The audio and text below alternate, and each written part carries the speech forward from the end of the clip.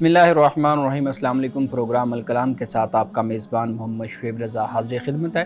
नाज़रीन किराम, इस प्रोग्राम के पहले हिस्सा में हम कुरान करीम की कुछ आयात को समझने की कोशिश करते हैं और दूसरे हिस्सा में अपने अहद के नुमाइंदा सियासी, समाजी, मजहबी, माशरती मौज़ूआत पर पैदा होने वाले सवालात के जवाबात एक नए नुक्ता नज़र से जानने की कोशिश करते हैं। हमारे साथ शरीक गुफ्तगू हैं जनाब मोहम्मद अमानत रसूल साहब। अमानत साहब, बहुत शुक्रिया आपके वक्त का।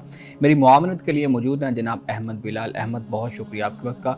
नाज़रीन किराम, आपकी स्क्रीन के ऊपर हमारा व्हाट्सएप नंबर आ रहा होगा, आप अपने सवालात हमें उस व्हाट्सएप नंबर पर भेज सकते हैं। हम इंशाल्लाह उन सवालात को ज़रूर एड्रेस करेंगे। गुज़िश्ता प्रोग्राम में हम बात कर रहे थे सूरतुन नम्ल, और हमने सूरतुन नम्ल की जो आखिरी आयात हैं उनका मफ़हूम समझने की कोशिश की थी और सूरतुन नम्ल का इख्तिताम हुआ था। आज का जो प्रोग्राम है उसमें हम सूरतुल क़सस को शुरू करेंगे। मैं गुजारिश करूंगा जनाब मोहम्मद अमानत रसूल साहब से कि वो अपनी गुफ्तगू का आगाज़ करें। बिस्मिल्लाहिर्रहमानिर्रहीम।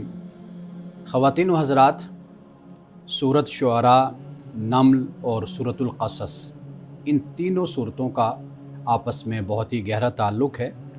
सूरत शुअरा, इसका आगाज़ तौ सीन मीम से होता है और सूरतुल नम्ल का तौ सीन से, और फिर सूरतुल क़सस का आगाज़ भी तौ सीन मीम यानी इन हरूफ मुक़त्ताआत से होता है।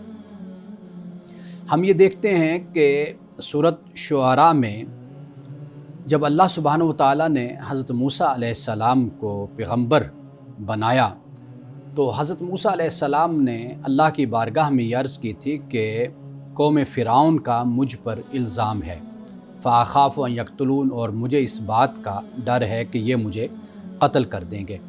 तो अल्लाह ताला ने मूसा और हारून को फ़िरऔन के पास भेजा था। तो मूसा और हारून जब फ़िरऔन के पास पहुँचे तो फ़िरऔन ने हज़रत मूसा अलैहिस्सलाम से कहा कि भाई, आपको हमने अपने पास रखा, आपको पाला, आपको पोसा, जवान किया आपको, और आप चंद साल हमारे पास रहे, फिर आपने किया जो आपने किया।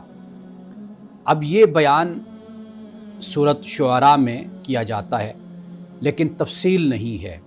इसी तरह जब हम सूरतुन नम्ल में देखते हैं तो उसका आगाज़ भी यहाँ से होता है कि हज़रत मूसा अलैहिस्सलाम अपनी अहल व अयाल को लेकर आप जब जा रहे हैं तो आपने दूर से रोशनी देखी, तो आपने कहा कि भाई अगर आग है तो मैं तुम्हारे लिए लेकर आऊँगा। तो वहाँ पे फिर अल्लाह सुब्हानहू व तआला ने हज़रत मूसा अलैहिस्सलाम से कलाम किया।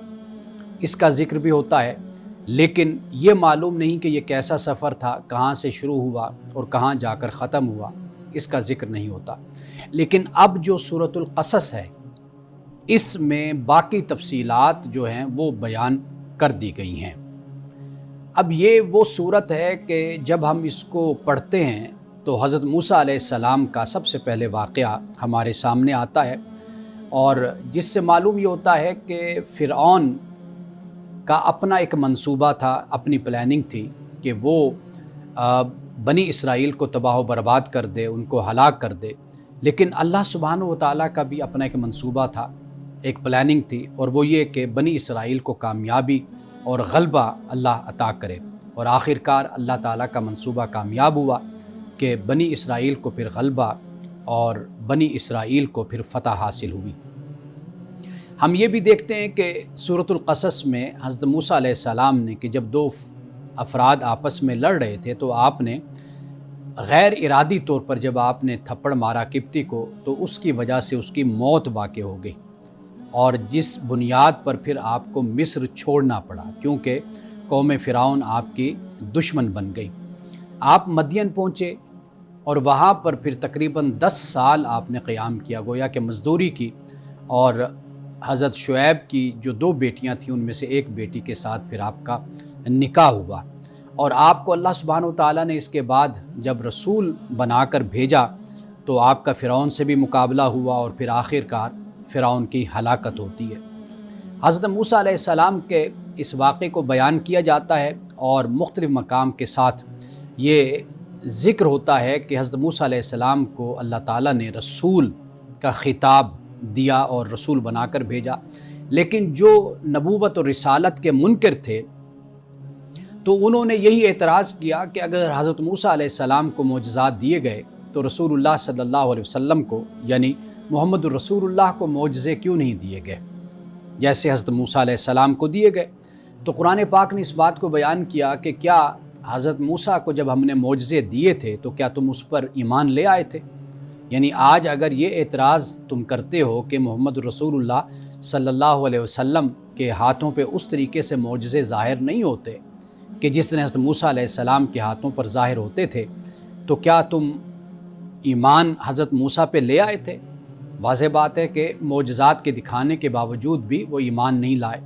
لیکن اصل بات کیا ہے؟ وہ یہ ہے کہ اللہ سبحانہ و تعالیٰ یہ بیان فرماتا ہے کہ اے انسان، تجھے عقل دی ہے، تجھے شعور دیا ہے، اور عقل اور بصیرت کے ذریعے سے تم یہ دیکھ کہ اللہ کا یہ دین سچا ہے یا نہیں ہے۔ اس کائنات میں بہت سے معجزات اور آیات اور نشانیاں اور علامات پھیلے ہوئے ہیں، ذرا ان پر تو غور و فکر کر کہ یہ جو تجھے عقل اور بصیرت اور شعور اور غور و فکر کرنے کی صلاحیت اللہ نے عطا کی ہے، یہ اتنی بڑی صلاحیت ہے اور اتنی بڑی قابلیت ہے کہ اس کے ذریعے سے تو حق کو پہچان سکتا ہے۔ اب اس کے بعد سورۃ القصص میں یہ بھی بیان کیا جاتا ہے کہ جو گمراہ لوگ ہیں، ایک وہ طبقہ جو گمراہ ہے، ایک وہ طبقہ جو گمراہ کرنے والا ہے۔ تو سورۃ القصص میں اس طبقے کا خاص طور پر ذکر ہوتا ہے کہ جو گمراہ کرنے والا ہے، یعنی اس میں آپ دیکھ لیجئے کہ فرعون کا کردار بھی ہے سیاسی حوالے سے، یعنی حکومت اقتدار اس کے پاس ہے۔ حامان کا کردار بھی موجود ہے کہ جو ایک مذہبی پیشوا ہے اور ایک بڑا پجاری ہے، اور اس کے علاوہ قارون کے جو سرمایہ دار ہے، اس کے پاس وسائل ہیں، دولت ہے، پیسہ ہے، وہ کس طریقے سے اپنے پیسے کا استعمال کرتا ہے اور لوگوں کے سامنے اپنے مال پہ فخر کرتا ہے اور اس طریقے سے لوگوں کو گمراہ کرنے کی کوشش کرتا ہے۔ تو سورۃ القصص میں ہمارے سامنے تین کردار پھر آ جاتے ہیں۔ ایک کردار فرعون کا کردار ہے، دوسرا کردار قارون کا کردار ہے، اور تیسرا کردار پھر حامان کا کردار ہے۔ اور آخر میں اللہ تعالیٰ نے اپنی رسول صلی اللہ علیہ وسلم کو اس بات کی خوشخبری بھی دی ہے، یعنی ہجرت آپ نے فرمائی مدینۃ المنورہ، اور پھر مدینۃ المنورہ سے واپسی آپ کی مکۃ المکرمہ، یعنی غلبہ کے ساتھ، فتح کے ساتھ آپ مکۃ المکرمہ تشریف لائے۔ تو سورۃ القصص میں حضرت موسیٰ علیہ السلام کے اس واقعہ اور قصے میں اللہ تعالیٰ نے رسول اللہ صلی اللہ علیہ وسلم کو یہ بشارت بھی سنا دی کہ آپ کو اللہ سبحانہ وتعالیٰ کامیابی اور کامرانی عطا کرے گا۔ اور اسی صورت میں ایک بڑی اہم بات ہے جو انشاءاللہ ہم ضرور اس پر روشنی ڈالیں گے، وہ یہ کہ جس طرح سورۃ یوسف میں اللہ تعالیٰ نے اپنے رسول صلی اللہ علیہ وسلم سے یہ کہا تھا کہ جب یہ بھائی آپس میں باتیں کر رہے تھے، پلاننگ بنا رہے تھے، منصوبہ بنا رہے تھے، تو اس وقت آپ موجود نہیں تھے، تو واضح بات ہے کہ اللہ تعالیٰ نے آپ کو قصہ یوسف کی خبر دی، اس کے بارے میں آپ کو بتایا۔ اسی طرح حضرت موسیٰ علیہ السلام کے اس واقعے میں سورۃ القصص میں جو بیان ہوا، اس میں بھی اللہ سبحانہ و تعالیٰ نے اسی بات کو بیان کیا کہ آپ طور کی جانب آپ وہاں پر موجود نہیں تھے جب اللہ تعالیٰ نے موسیٰ سے کلام کیا، اور یہ جو مشکلات حضرت موسیٰ علیہ السلام کی زندگی میں آئیں، ان کو تفصیل کے ساتھ آپ کو اللہ تعالیٰ نے بتایا ہے۔ اور جب کہ اس وقت جب یہ بیت رہی تھی حضرت موسیٰ علیہ السلام پر یا قوم بنی اسرائیل پر، تو اس وقت آپ وہاں پر موجود نہیں تھے۔ ناظرین کرام، یہاں وقت ہوا چاہتا ہے ایک بریک کا، ہمارے ساتھ رہیے۔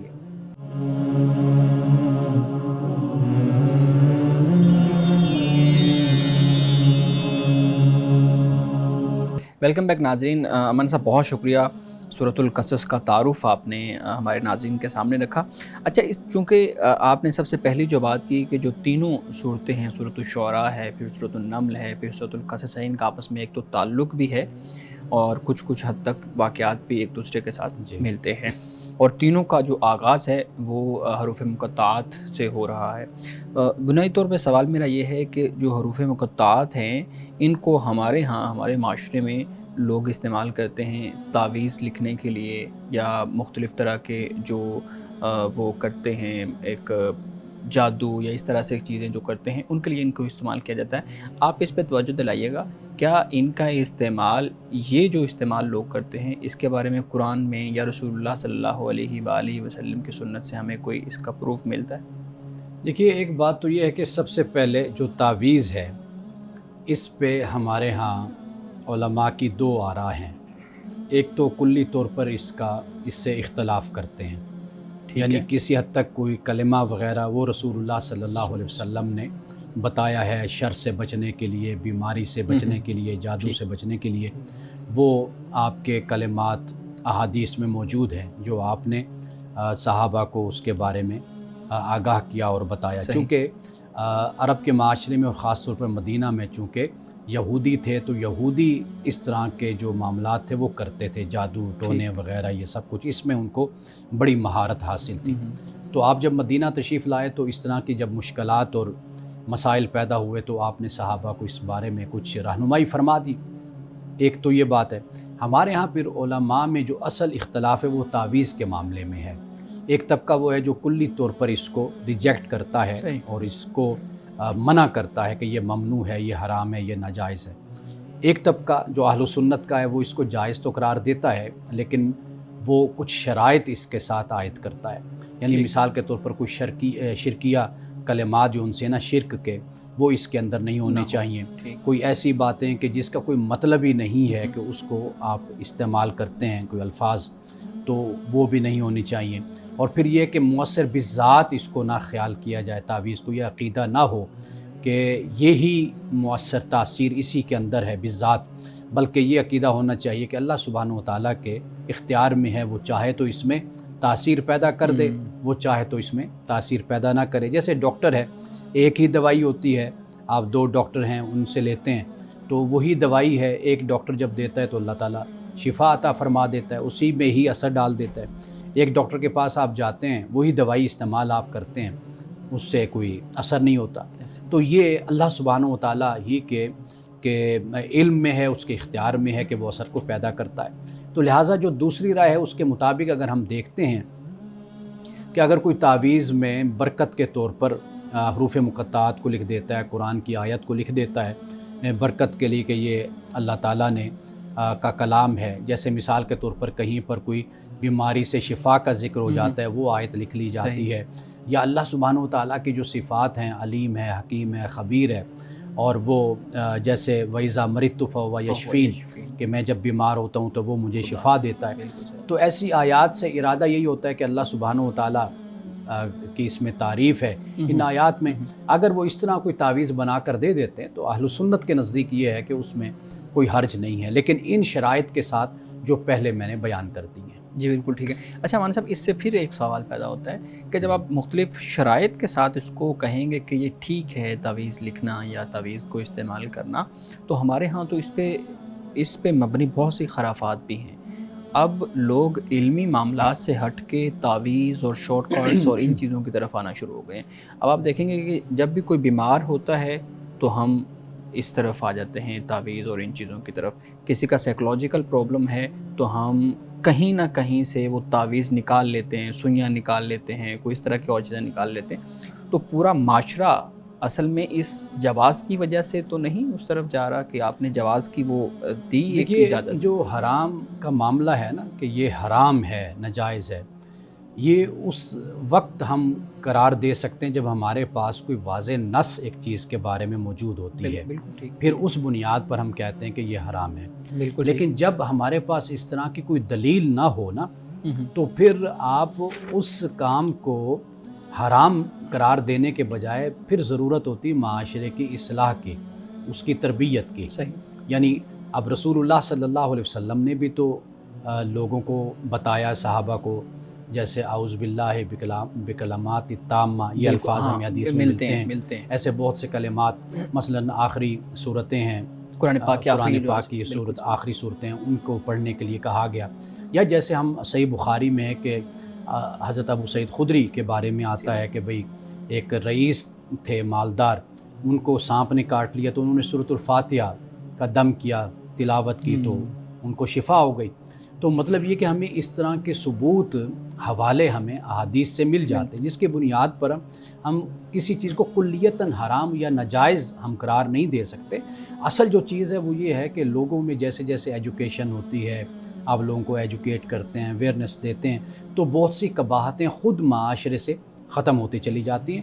ہم خاندانوں میں دیکھتے ہیں، آج سے 20-25 سال پہلے بہت سے خاندان جو ہم نے جن کا خود مشاہدہ کیا، تجربہ کیا، کہ خواتین جو ان سی تھیں وہ بیبیوں کی کہانیاں اور اس طرح کے معاملات میں وہ الجھی رہتی تھیں، یا پیروں فقیروں کے پاس بہت زیادہ جانا آنا۔ جب ان کے بچوں نے تعلیم حاصل کی، ان کے پاس تعلیم آئی، اویئرنیس آئی، تو اس گھر میں اس طرح کی جو سرگرمیاں ہیں وہ کم ہو گئی۔ تو میرا خیال ہے کہ توجہ اس پر ہونی چاہیے کہ ہم اپنے معاشرے کو ایجوکیٹ کریں، ان کو جو اصل اسلام ہے، دین ہے، وہ لوگوں کو ہم بتائیں، اس کی تعلیم دیں۔ کوئی بیمار ہوتا ہے تو ڈاکٹر کے پاس جانا چاہیے، جیسے پیر نصیر الدین نصیر صاحب مرحوم و مغفور، وہ میں خود ان کے پاس کئی مرتبہ میں بیٹھا ہوا تھا، ان سے اچھا تعلق تھا، سلام دعا تھی اور بڑی بہت پیار محبت کا تعلق تھا۔ تو میں ان کے پاس میں نے جب بھی دیکھا کہ کوئی اگر آیا تعویذ کے لیے یا دم، انہوں نے کہا بھئی یہ نفسیاتی مسئلہ، اس کو کسی ماہر نفسیات کے پاس لے کر جاؤ۔ اگر کسی کو کوئی جسمانی مسئلہ ہے تو اسے کہا کہ بھئی اس کو ڈاکٹر کے پاس لے کر جاؤ۔ تو یہ خود بھی کچھ ایسے افراد کے جن کے پاس لوگ آتے ہیں، ان کی بھی ذمہ داری بنتی ہے کہ ان کے پاس جو لوگ آنے والے ہیں ان کو اویئرنیس دیں، ان کو ایجوکیٹ کریں، انہیں بتائیں کہ بھئی ہم اس کام کے لیے نہیں بیٹھے ہوئے کہ بھئی آپ کا علاج ہم کریں، تو علاج کروانا ہے تو نفسیاتی مسئلہ ہے تو کسی نفسیات کے پاس جاؤ، اگر جسمانی مسئلہ ہے تو میڈیکل جو ڈاکٹرز ہیں ان کے پاس جاؤ۔ تو میرا خیال ہے کہ یہ بجائے اس کے کہ کسی بات کو جسے اللہ نے حرام نہیں کہا، رسول اللہ نے حرام نہیں فرمایا، ہم اس کو حرام قرار دے دیں، ناجائز قرار دے دیں، اس سے بہتر یہ ہے کہ ہم سوسائٹی کو ایجوکیٹ کریں۔ صحیح، بالکل ٹھیک ہے۔ اچھا مولانا صاحب، چونکہ سورت کا آغاز ہے، سورۃ القصص کا آغاز، تو جب بھی ہم دیکھتے ہیں کسی سورت کا آغاز ہوتا ہے تو اس میں ایک بحث ہوتی ہے مکی سورت اور مدنی سورت۔ جی اچھا، اب جب دیکھتے ہیں کسی سورت کی کچھ آیات ایسی ہیں جو مکے میں نازل ہوئیں، کچھ آیات ایسی ہیں جو مدینے میں نازل ہوئیں، اور کچھ آیات ایسی بھی ہو سکتی ہیں جو رسول اللہ صلی اللہ علیہ وسلم نہ مکے میں تھے نہ مدینہ میں تھے، تو کسی دوسرے راستے پہ تھے تو نازل ہوئیں۔ تو میں یہ چاہوں گا کہ آپ ہمارے ناظرین کے لیے خاص طور پہ یہ اس کی وضاحت کیجیے گا کہ مکی صورتیں کون سی ہیں، مدنی صورتیں کون سی ہیں، اور ان کی یہ تقسیم کیسے ہوئی۔ دیکھیے، مکی اور مدنی ایک تو یہ ہے کہ ہجرت سے پہلے اور ہجرت کے بعد، صحیح، یعنی جو ہجرت سے پہلے نازل ہوئی اور جو ہجرت کے بعد، وہ مکی ہیں۔ وہ مقام کوئی بھی ہے اس کا، کہیں پر بھی اتری ہیں، یعنی اس ٹائم پیریڈ کے اندر جو نازل ہوئی، اس سے پہلے جو اتری، ہجرت سے پہلے، اور ہجرت کے بعد جو اتری وہ ان کو مفسرین نے، جو قرآن کے ماہر ہیں علوم قرآن کے، انہوں نے کہا کہ وہ ان کو ہم مدنی کہتے ہیں۔ ایک بات تو یہ صحیح۔ دوسری بات یہ کہ قرآن کی جو ترتیب ہے یہ توقیفی، یعنی رسول اللہ صلی اللہ علیہ وسلم نے اللہ کے حکم کے مطابق اور اللہ کی رہنمائی کے مطابق ان آیات کو رکھا ہے۔ ٹھیک ہے، صورتیں ہوں یا آیات ہوں، ان کے مزاج سے ہمیں اس نے پتہ چل جاتا ہے کہ جو مکی صورتیں ہیں اس میں بنیادی احکام ہمیں ملتے ہیں زیادہ تر۔ یعنی مثال کے طور پر جیسے توحید کا معاملہ ہے، شرک کے حوالے سے ہے، رسالت اور نبوت اور آخرت کے حوالے سے بیان ہوتا ہے، یا پھر موت کے بعد کی جو زندگی ہے، بعث بعد الموت کا ہے، اس کا ذکر ہوتا ہے۔ یہ بنیادی سوالات ان کو ڈسکس کیا گیا مکہ میں ہمیں۔ اچھا، واضح بات ہے کہ جب مکہ کے بعد آپ مدینہ تشریف لائے تو وہاں پر میثاق مدینہ بھی ہو رہا ہے، معاشرت بھی وجود میں آ رہی ہے، ریاست بھی بن رہی ہے، اجتماعیت وجود میں آ رہی ہے، وہاں پر حدود کا بیان بھی ہو رہا ہے، سزا کا بھی ذکر ہو رہا ہے، وہاں پر نکاح کے مسائل بھی پیدا ہو رہے ہیں، طلاق کے مسائل بھی پیدا ہو رہے ہیں، اسی طرح سیاست کے حوالے سے، معاشرت، معیشت، انفرادی زندگی، اجتماعی زندگی، اس حوالے سے بہت سی رہنمائی کی ضرورت ہے۔ تو وہ پھر ہمیں پتہ چل جاتا ہے کہ یہ آیات جیسے سود ربا کے حوالے سے آپ دیکھ لیجئے، وہ پھر ہمیں ہجرت کے بعد یعنی مدینہ کی زندگی میں ہمیں معلوم ہوتا ہے ان کا۔ مولانا صاحب بہت شکریہ۔ مولانا صاحب، ہمارے ناظرین کا بھی ایک سوال ہے، میں آپ کے سامنے رکھتا ہوں۔ سوال یہ ہے کہ کیا سیدہ فاطمہ رضی اللہ تعالیٰ عنہ حق پر تھیں اور حضرت عمر نے ان کو دربار میں کھڑا رکھا تھا؟ دیکھیے، میں قرآن مجید کا ایک ادنا سا طالب علم ہوں اور میری ساری زندگی قرآن ہی کے ساتھ گزری ہے۔ یہ جو آپ نے بات کہی ہے یہ تاریخ میں اس کو بیان کیا گیا ہے، ٹھیک، اور یہ جس واقعے کی طرف اشارہ اس میں کیا گیا ہے اس سوال میں، اس کو اہل سنت تو اپنی جگہ پر، خود اہل تشیع کی کتب میں بھی اس واقعے کا اور اس بات کا کوئی ہمیں حوالہ نہیں ملتا۔ ٹھیک، لیکن ایک مسلمان ہونے کے ناطے، ایک مومن اور قرآن کا ایک طالب علم ہونے کے ناطے 2-3 باتیں ناظرین یاد رکھیں۔ ایک بات تو یہ ہے کہ قرآن پاک نے اس بات کو بیان کیا ہے کہ لہا ما کسبت ولکم ما کسبتم ولا تسألون عما کانوا یعملون، یعنی ہم ہوں یا ہم سے پہلے کے لوگ ہوں، ان کے بارے میں اللہ سبحانہ و تعالیٰ نے ہم سے نہیں پوچھنا، ہم سے ہمارے بارے میں ہی بالکل سوال کیا جانا ہے۔ تو سب سے پہلے تو ہمیں اس بات کی تیاری کرنی چاہیے کہ ہم جب اللہ کی بارگاہ میں حاضر ہوں تو ہم اپنے خدا کے سامنے سرخرو ہو جائیں اور جو جواب دہی ہو اس میں ہم کامیاب ہو جائیں۔ بالکل صحیح۔ ایک بات۔ دوسری بات یہ ہے کہ ہمیں اس بارے میں ہمیشہ حسن ظن رکھنا چاہیے کہ اہل بیت ہوں یا اصحاب رسول صلی اللہ علیہ وسلم ہوں، ان کا ایک تو ہم سب پر لازم ہے کہ ہم ان کی عزت کریں، ان سب کا ہم احترام کریں، اس لیے کہ اسلام کی ترویج و اشاعت کے لیے، اسلام کی خدمت میں ان سب کے ایسے خدمات اور ایسے کارنامے ہیں کہ جن کو کوئی بھی جھٹلا نہیں سکتا۔ اور خاص طور پر اصحاب رسول صلی اللہ علیہ وسلم نے ہمیشہ اہل بیت کا احترام کیا ہے۔ ایک واقعہ نہیں، بہت ہی سکہ اور مستند واقعات ہمیں کتب میں ملتی ہیں جو اہل سنت کے بھی ہیں اور اہل تشیع کی بھی ہیں، کہ جس سے معلوم ہوتا ہے کہ اصحاب رسول صلی اللہ علیہ وسلم نے اہل بیت کو، رسول اللہ صلی اللہ علیہ وسلم کے خانوادے کو، مثال کے طور پر آپ کے نواسے ہیں، آپ کی صاحبزادی ہیں، سیدنا علی المرتضیٰ رضی اللہ تعالیٰ عنہ ہیں، ان کو اسپیشل ہمیشہ عزت اور احترام دیا اور ان کا خیال کیا ہے۔ تو ایسے جو واقعات تاریخ میں بیان کیے جاتے ہیں تو ان واقعات کو خود اہل سنت نہیں بلکہ اہل تشیع کے علماء نے بھی ان کو رد کیا ہے، اور یہ کسی بھی سکہ اور مستند کتاب میں ایسے واقعات موجود نہیں ہیں۔ ناظرین کرام، یہاں وقت ہوا جاتا ہے ایک بریک کا، ہمارے ساتھ رہیے۔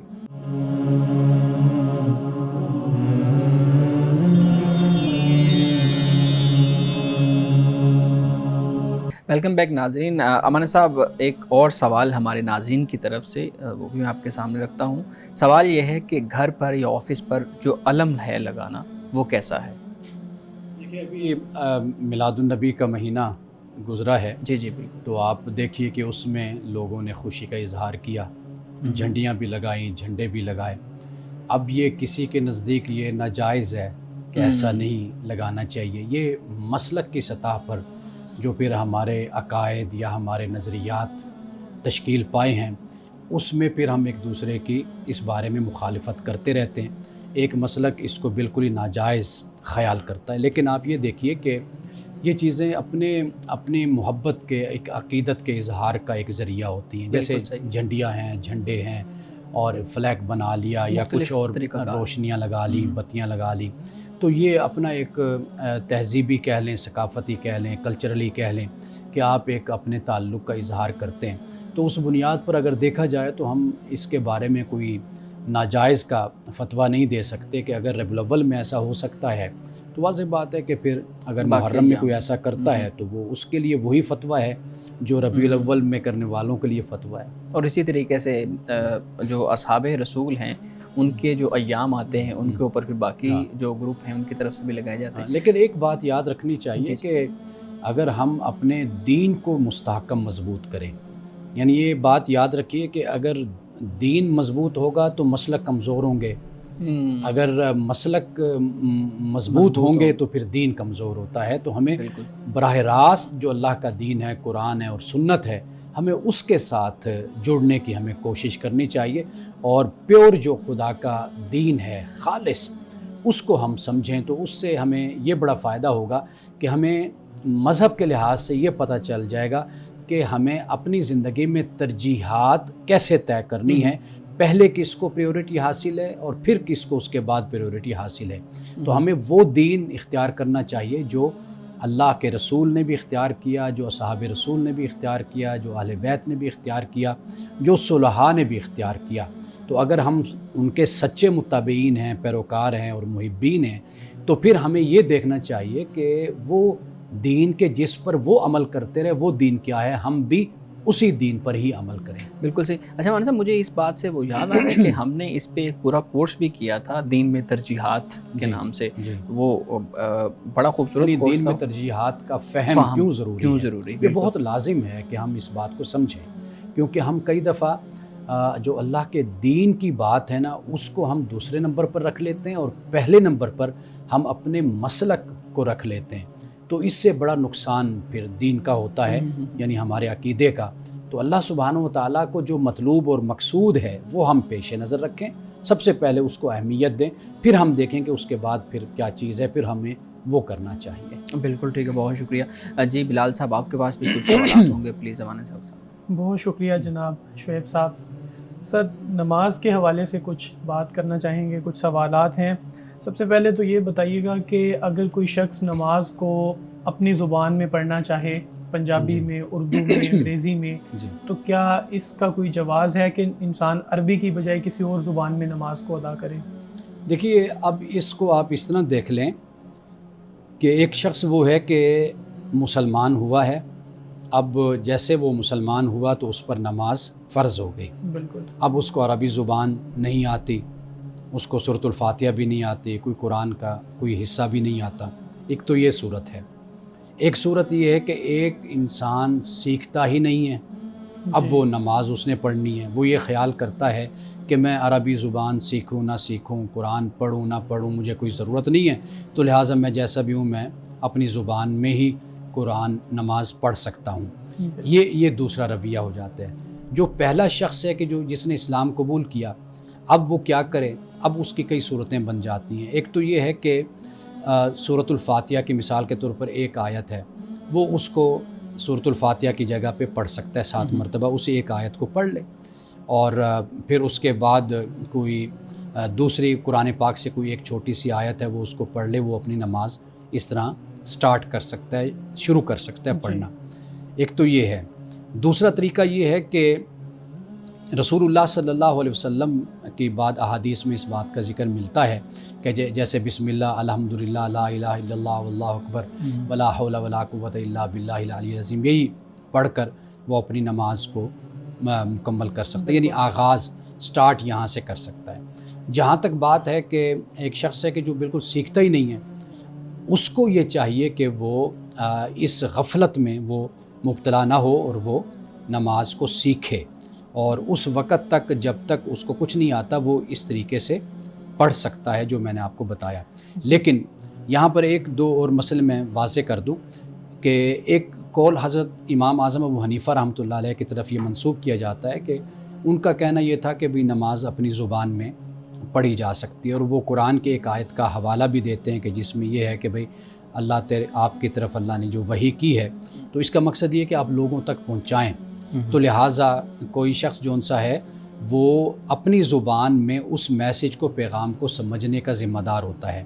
تو لہٰذا جو اردو بولنے والا ہے تو لہٰذا وہ نماز اردو میں پڑھ سکتا ہے، فارسی والا فارسی میں پڑھ لے، لیکن امام یوسف اور امام محمد نے اس کے حق میں فتویٰ نہیں دیا۔ ہاں، وہ شخص کے جو عربی کو نہیں جانتا وہ اس وقت تک کر سکتا ہے جب تک وہ عربی اس کو حاصل نہیں ہوتی یا قرآن کی فاتحہ سورت کو وہ یاد نہیں کر سکتا۔ ایک یہ بات ہو گئی۔ اچھا، اب ایک اور مسئلہ بھی یہاں پر بیان کرتا چلوں جو میرے مطالعے سے گزرا، اور اس پر علماء کا، جمہور علماء کا بھی ہے کہ بھئی یہ فتویٰ کہ ایک تو سورۃ الفاتحہ یہ لازم اور ضروری ہے کہ وہ اس کو یاد کرے، ساتھ اس کے ایک سورت یا ایک آیت کے جو 3 آیتوں کے برابر جیسے کہا جاتا ہے، یہ تو اس پر لازم ہے ہر صورت میں کہ وہ یہ ضرور سیکھے، اور پھر اس کے بعد بقیہ جو نماز ہے وہ اپنی زبان میں اس کو پڑھ سکتا ہے، یعنی تشہد ہو گئی، جیسے درود شریف ہو گیا، آخر میں دعا ہو گئی یا تسبیحات ہو گئی، ان کو بھی وہ پھر اپنی زبان میں پڑھ سکتا ہے۔ لیکن یہ 2 چیزیں جو ان سے یہ لازم اور ضروری ہیں کہ ایک تو سورۃ الفاتحہ ہو گئی، اور دوسرے نمبر پر کوئی آیت جو ان سے وہ اس کے ساتھ وہ شامل کر لے۔ جی بہت شکریہ۔ ناظرین کرام، یہاں وقت ہوا جاتا ہے ایک بریک کا، ہمارے ساتھ رہیے گا۔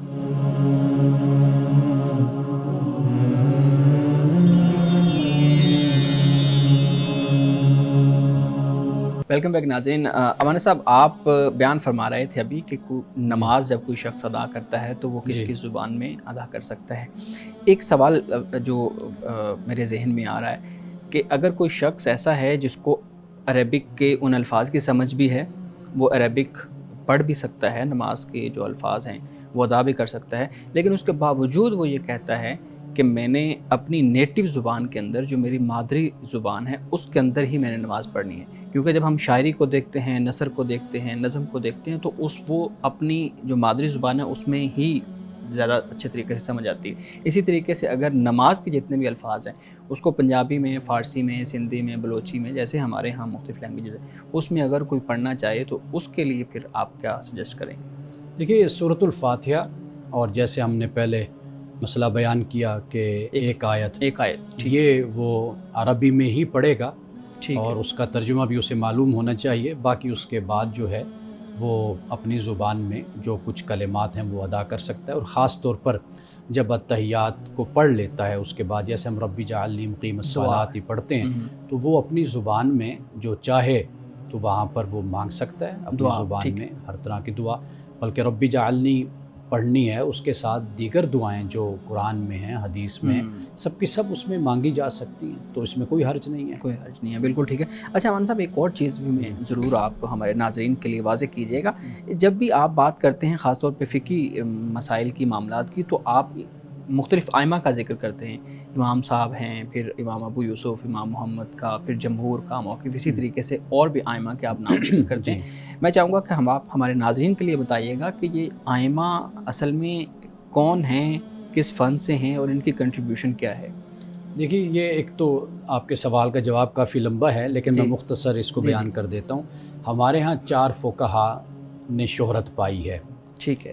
اس کا مطلب یہ نہیں ہے کہ فقہ جو قانون ہے وہ اس کے اندر ہی بند ہو گیا، یعنی قانون کی فیلڈ میں. یعنی جو شریعت سے، جو قرآن سے، جو سنت سے جو مسائل اخذ کیے، خاص طور پر وہ مسائل کے جو ہماری زندگی سے متعلق ہیں، عبادات سے متعلق ہیں، اور دیگر جو قانون ہیں اس سے متعلق ہیں، تو وہ یہ 4 ائمہ صرف نہیں ہیں، اس کے علاوہ بھی بہت سے ہیں. جیسے حضرت حسن بصری ہیں، حضرت سفیان ثوری ہیں، امام اوزاعی ہیں، اور کافی تعداد ہے. ان کی بھی اپنی اپنی فقہ ہیں. فقہ سے مراد یہ کہ ان کے اجتہادات کہہ لیجئے، ان کے استنباط کہہ لیجئے، جو انہوں نے سمجھا قرآن اور حدیث سے، وہ مسائل انہوں نے بیان کیے، اپنی ریسرچ، اپنی تحقیق اور اپنی عقل کی روشنی میں انہوں نے ان کی وضاحت کی. تو ہمارے ہاں چونکہ 4 ائمہ کو شہرت حاصل ہوئی اور ان کے جو مقلدین ہیں ان کی بہت بڑی تعداد ہے، اور خاص طور پر پاکستان میں احناف جو ہیں، یعنی فقہ حنفی کے مقلدین وہ زیادہ بڑی تعداد میں موجود ہیں. ایک تو یہ ہے کہ جب ہم یہ بات کرتے ہیں تو 4 جو فقہا ہیں ان کی رائے کو ہم کبھی کبھی بیان کر دیتے ہیں. بالکل صحیح. اور اس کے ساتھ جب ہم جمہور کا لفظ بولتے ہیں تو کئی مسائل ایسے ہوتے ہیں کہ جن پر کافی علماء نے ایک متفق رائے اختیار کی ہوتی ہے، تو جس کی بنیاد پر پھر ہم کہتے ہیں کہ یہ جمہور کی رائے یہ بنتی ہے. ٹھیک ہے جی، بہت شکریہ. جی بلال صاحب. جی سر، نماز کی بات ہو رہی تھی، آپ نے قرات کے حوالے سے بتایا. میں یہ پوچھنا چاہوں گا کہ نماز میں جو ہم قرآن کی آیات ساتھ ملاتے ہیں وہ تلاوت لمبی کتنی ہو سکتی ہے؟ کم کے بارے میں تو آپ نے بتا دیا کہ ایک طویل آیت یا پھر 3 مختصر جو آیات ہوتی ہیں، لیکن اس کو زیادہ سے زیادہ ہم کتنا لمبا کر سکتے ہیں؟ خاص طور پہ فجر کی جماعت جب ہوتی ہے تو اس میں جو قرات ہے وہ کتنی لمبی کی جا سکتی ہے؟ دیکھیے پہلی بات تو یہ کہ جب آپ انفرادی طور پہ نماز پڑھ رہے ہیں تو وہ آپ کی اپنی مرضی ہے. کم از کم تو جو میں نے مقدار بتا دی آپ کو، ایک آیت ہے، طویل آیت ایک ہو جائے. اگر آپ انفرادی طور پہ نماز پڑھ رہے ہیں تو آپ جتنی چاہیں لمبی تلاوت کریں. آپ 1 پارہ پڑھ لیں، 2 پارے پڑھ لیں اس میں، تو وہ کوئی مسئلہ نہیں ہے. لیکن اصل مسئلہ یہ آتا ہے کہ جب آپ امام ہیں، امام پھر اس بات کا خیال کرتا ہے کہ جو میرے مقتدی ہیں وہ کہیں تھک نہ جائیں، تو وہاں پر پھر جو مقدار ہے اس کی مناسب اور معتدل اس کی مقدار ہونی چاہیے. آپ اندازہ کیجئے کہ حضرت معاذ کو جب رسول اللہ نے ایک مسجد میں جب آپ نے امام بنایا تھا تو آپ لمبی تلاوت فرماتے تھے، تو لوگ جو ان سے تھے وہ پریشان ہونے لگ گئے کہ بھئی ہم سارا دن مزدوری محنت کر کے آتے ہیں تو حضرت معاذ بڑی لمبی نماز پڑھاتے ہیں. تو رسول اللہ تک جب یہ مسئلہ پہنچا تو آپ نے حضرت معاذ کی سرزنش فرمائی کہ بھئی اس طرح تو لوگ دین سے بھی بھاگ جاتے ہیں، دوری ہو جائے گی، تو لہٰذا کہا کہ بھئی اعتدال کے ساتھ نماز پڑھائیں. رسول اللہ صلی اللہ علیہ وسلم خود اس ایک حدیث میں آتا ہے کہ جب آپ فرماتے ہیں کہ جب میرا جی چاہتا ہے کہ میں لمبی تلاوت کروں لیکن مجھے پیچھے کسی بچے کے رونے کی آواز آتی ہے، پھر میں سوچتا ہوں کہ یہ بچہ رو رہا ہے تو اس کی ماں نے اس کو دودھ پلانا ہوگا، تو پھر میں اپنی تلاوت کو مختصر کر دیتا ہوں. اس میں پھر سورۃ الناس ہے، سورۃ الفلق ہے، صبح کی نماز، اتنی چھوٹی صورت آپ تلاوت فرما رہے ہیں. تو گویا کہ امام کو پھر یہ دیکھنا چاہیے کہ کہیں جو مقتدی ہیں وہ پریشان نہ ہو جائیں. تو یہ اصل معیار یہ ہے کہ ہم خاص یعنی مقدار متعین نہیں کر سکتے، یہ بس ہونا چاہیے کہ معتدل اور متوازن طریقے سے ہونی چاہیے تلاوت۔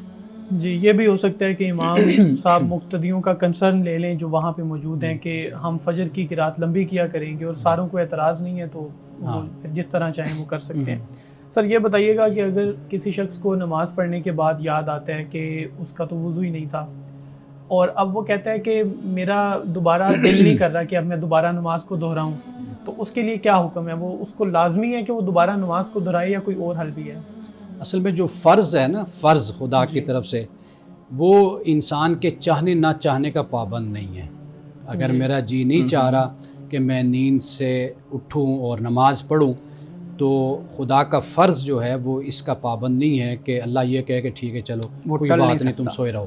وہ حکم ہے، ہر صورت میں حکم کو پورا کرنا ہے۔ وہ ایسے ہی حکم ہے کہ جیسے آپ کو ڈیوٹی پر جانا ہے اور آپ کہیں جی آج میرا دل نہیں چاہ رہا، لیکن آپ نے پہنچنا ہے، کام ہے، ذمہ داری ہے آپ کی، تو بالکل ایسے ہی فرض ہے۔ اب اگر اس شخص کو یاد آیا کہ میرا وضو نہیں ہے، تو اب وہ وضو کرے گا اور پھر نماز ادا کرے گا۔ ٹھیک ہے، لیکن اگر مختصر یہ بھی بتائیے گا، اگر کسی کو کوئی شک ہے تو اس شک میں پھر یقین شک کی حالت میں انسان ہوتا ہے، تو پھر کس چیز کو پریفرنس دے؟ پھر وہ اپنے اسی رجحان کو ہی اہمیت دے گا کہ جو رجحان اس کا اگر وضو کی طرف ہے تو وہ وضو رہے گا، اگر وضو کی طرف نہیں ہے تو پھر زیادہ یقین اگر اس کو زیادہ اس طرف جاتا ہے رجحان اس کا، تو پھر وہ وضو کرے گا، یعنی غالب گمان کو دیکھے گا۔ جی امان صاحب پلیز آج کی حدیث مبارکہ بیان کیجیے گا۔ حضرت ابو ہریرہ رضی اللہ تعالی عنہ سے روایت ہے، کہتے ہیں کہ رسول اللہ صلی اللہ علیہ وسلم نے فرمایا کہ من کان یؤمن باللہ والیوم الآخر، کہ جو اللہ اور یوم آخرت پر ایمان رکھتا ہے، فلیقل خیرن، تو پھر اسے چاہیے کہ وہ اچھی بات کہے، او لیصمت، یا پھر خاموش رہے۔ ومن کان یؤمن باللہ والیوم الآخر، فرمایا کہ جو اللہ اور یوم آخرت پر ایمان رکھتا ہے تو پھر فلا یؤذی جارہ، تو پھر اسے چاہیے کہ وہ اپنے ہمسائے کو تکلیف نہ دے۔ ومن کان یؤمن باللہ والیوم الآخر، جو اللہ اور یوم آخرت پر ایمان رکھتا ہے، فلیکرم ضیفہ، تو پھر اسے چاہیے کہ وہ اپنے مہمان کی عزت کرے۔ یعنی رسول اللہ صلی اللہ علیہ وسلم نے اللہ اور یوم آخرت پر ایمان، اس کا اظہار کس عمل سے ہوتا ہے؟ ایک عمل تو فرمایا کہ اچھی بات مومن کو کہنی چاہیے، اگر اچھی بات نہیں کہہ سکتا تو پھر خاموش رہے۔ دوسری بات فرمائی کہ ہمسائے کو نہ ستائے، اور تیسری بات فرمائی کہ مہمان کی عزت کرے۔ یعنی یہ اظہار ہے اس کا کہ جو اللہ اور یوم آخرت پر ایمان رکھتا ہے۔ مولانا صاحب بہت شکریہ آپ کے وقت کا، عابد صاحب بہت شکریہ آپ کے وقت کا۔ ناظرین کرام اس دعا کے ساتھ اپنے پروگرام کا اختتام کریں گے۔ اللہ رب العزت حسن کلام اور تاثیر کلام عطا فرمائے، ہماری زبان کی گروں کو کھول دے اور سننے والوں تک خیر کا پیغام پہنچے۔ اجازت دیجیے، خدا حافظ۔